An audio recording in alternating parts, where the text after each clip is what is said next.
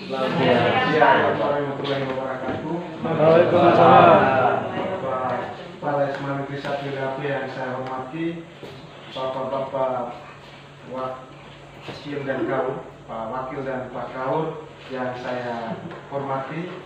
Pada kesempatan ini, yang pertama saya menyampaikan ucapan terima kasih banyak kepada Bapak Ibu sekalian yang sudah bersabar sebentar untuk kesempatan kegiatan saya sebagai calon guru penggerak berkaitan dengan berbagi praktek baik.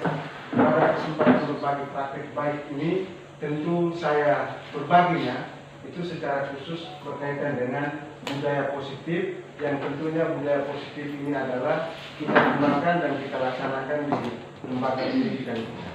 Sehingga pada kesempatan ini di sini gambarnya tidak usah tidak usah fokus gambarnya, karena itu hanya sebatas hiasan saja. Tetapi yang paling penting itu adalah berkaitan dengan budaya positif. Bapak Ibu sekalian, Bapak Kepala yang saya hormati, berkaitan dengan budaya positif ini, tentu kita semua pasti tahu kalau kata budaya dan kata positif. Kalau budaya itu pasti berkaitan dengan pembiasan yang kita lakukan. Sementara kalau positif itu berarti berkaitan dengan nilai-nilai baik yang kita tunjukkan atau kita lakukan di sekolah kita ini.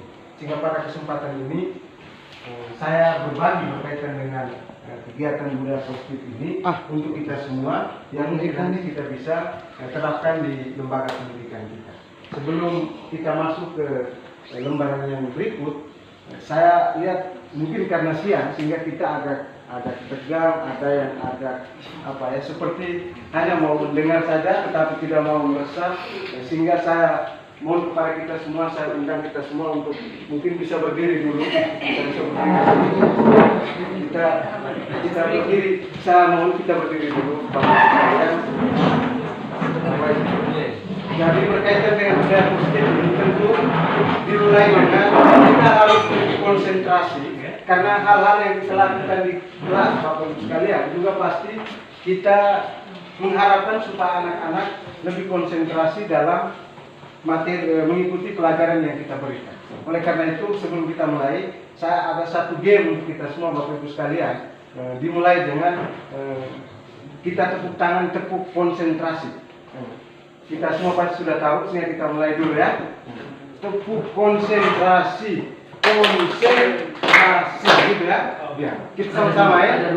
Tepuk konsentrasi, konsentrasi, konsentrasi, konsentrasi, konsentrasi, konsentrasi. Bapak Ibu sekalian, terima kasih. Tetap berdiri. Sekarang gini Bapak Ibu, ini juga masih berkaitan dengan konsentrasi. Sekarang Bapak Ibu sekalian, saya mengajak bukan apa yang Bapak Ibu dengar. Ini sebagai ujian konsentrasi. Baik, mari kita mulai ya. Misalnya saya sebut rambut, tapi saya pegang hidung. Berarti Bapak Ibu harus tunjukkan ikuti apa yang saya tunjuk. Bisa ya Bapak Ibu ya? Kita mulai ya. Bapak Ibu sekalian, kita mulai ya.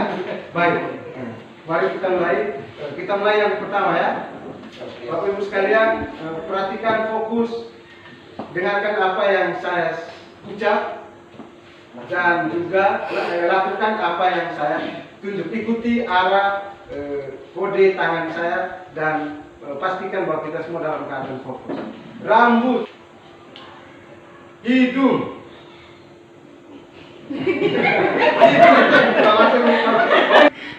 baik, Bapak Ibu sekalian, terima kasih Bapak Ibu sekalian. Tepuk tangan untuk kita semua. Baik, jadi kita sampaikan tadi, karena pasti Bapak Ibu saya juga mengharapkan konsentrasi, sehingga nanti ada pertanyaan-pertanyaan yang pasti saya akan minta ke Bapak Ibu. Baik, kita lanjut mungkin Bapak, saya agak berkaitan dengan budaya positif. Tadi saya sudah sampaikan bahwa kalau budaya itu berarti berkaitan dengan pembiasan. Sementara kalau positif, maka itu berkaitan dengan nilai-nilai baik yang kita lakukan. Sehingga kalau berkaitan dengan budaya positif, tentu pembiasan yang tidak terlepas dari nilai-nilai baik yang sudah kita lakukan di sekolah kita ini. Baik, next. Di sini tujuan kegiatannya tujuan kegiatannya yang pertama memahami konsep-konsep inti dari budaya positif dan juga menerapkan konsep-konsep inti dari budaya positif. Jadi ada hal yang mungkin kita harus buat dulu, baru setelah itu kita terapkan atau kita lakukan di sekolah kita. Lanjut yang berikut.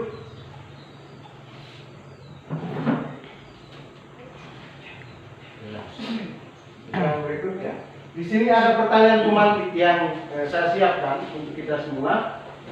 Kalau menurut Bapak Ibu, ini berkaitan dengan hukuman. Menurut Bapak Ibu, jawabannya hanya pada setuju dan tidak setuju. Yang pertanyaan pemantik yang pertama, hukuman dapat mendisiplinkan anak-anak. Bapak Ibu setuju tidak? Setuju. Ya. Pasti ada yang setuju, ada juga yang pasti tidak setuju ya Bapak Ibu ya. Lalu pertanyaan yang kedua, pemberian hukuman dengan hal positif seperti membaca atau membersihkan halaman dapat mendisiplinkan anak-anak. Setuju. Yang berikut, memberi penghargaan dapat meningkatkan motivasi belajar anak. Setuju. Ini hanya sebatas pertanyaan pemantik. Terima kasih atas jawaban Bapak Ibu sekalian.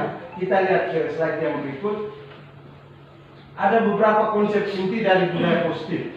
Itu yang pertama adalah perubahan paradigma belajar, disiplin positif, nilai-nilai kebajikan, kebutuhan dasar manusia, motivasi perilaku manusia, posisi kontrol guru, keyakinan kelas, dan segitiga restitusi. Ada 8 konsep atau inti dari hal-hal baik yang kita lakukan yang selama ini berada di kelas maupun di sekolah kita ini. Ada 8 konsep inti dari budaya positif. Yang berikut, ya di sini kita mulai karena saya berada di Semarang Satrilapik, kita semua ada di sini, maka yang gambarnya ini bukan apa ya, pendiri Budi Utomo ya. Gambarnya itu hanya orang-orang yang mungkin juga ada di sini, ada di dalam sini. Minta maaf Bapak Ibu sekalian kalau ada yang fotonya ada di dalam gambar. Ini berkaitan dengan perubahan paradigma baru. Berarti ada mindset baru yang kita lakukan untuk menjadi arah perubahan di sekolah kita ini. Yang berikut, ya, pembelajaran dengan paradigma baru merupakan pembelajaran yang dirancang berdasarkan pembelajaran berdiferensiasi sehingga peserta didik dapat belajar sesuai kebutuhannya berdasarkan tahapan perkembangan sesuai dengan teori psikologi modern untuk mewujudkan profil belajar Pancasila. Bapak Ibu sekalian, tentu kita semua tahu bahwa arah paradigma baru yang sekarang itu seluruhnya melekat pada profil 7 dimensi profil pelajar Pancasila. Sehingga tentu berkaitan dengan paradigma baru ini, mungkin sebelumnya juga kita sempat bersama dengan Bapak Kepala untuk melakukan semacam diskusi berkaitan dengan visi sekolah yang mengarah kepada nilai-nilai yang ada dalam profil pelajar Pancasila. Kita lihat yang berikut, dari bahasa Inggris yang artinya belajar, disiplin mengacu pada disiplin diri yang memiliki tanggung jawab terhadap apa berdasarkan nilai-nilai yang diyakini. Sementara disiplin positif artinya salah satu cara penerapan disiplin yang bertujuan untuk menumbuhkan kesadaran serta memberdayakan peserta didik tanpa imbalan hargaan, ancaman atau hukuman. Inilah yang disebut dengan disiplin positif.